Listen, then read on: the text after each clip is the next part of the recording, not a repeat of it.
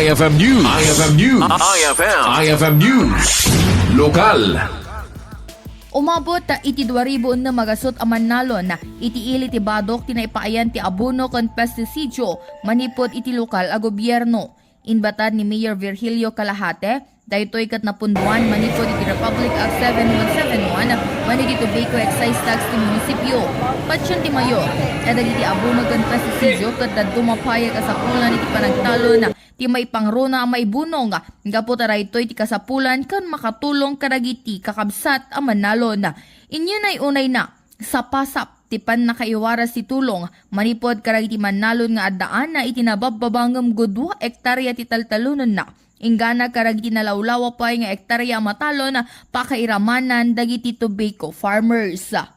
Nung namaag ni nga isot ti kasapulan ken makatulong kadakwada nang nangron na kadagiti nga panagtatalon. Actually total of 2,600 amin, but divide me into 4. Tapnon ti kasta ket haan kami unay nga marigatan ti distribution. Iti taltalunan is below half hectare. Taltalunan na nito. Digiti imon una iso digiti 1 hectare above ti taltalunan na iso dati mo na ngay ni kantayo kan dagiti tobacco farmers. In panamnama ti Mayor, adu pay a klase ti tulong ta maijaya karagi tagabadok manalon mangalap kanda dumapay a sektor. Para iti IFM News, Idol Bernadette Toledo, Tatak, IFM. IFM News. IFM News. IFM News. Lokal.